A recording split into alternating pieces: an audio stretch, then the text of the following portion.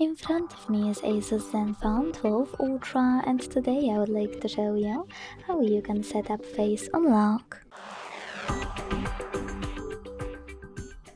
Begin by opening settings and scrolling to click on security and lock screen.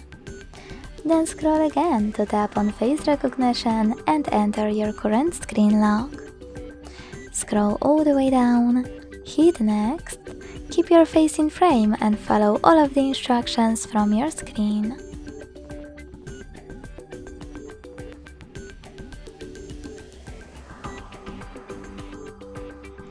Then select one of those options for your lock screen notifications and hit done.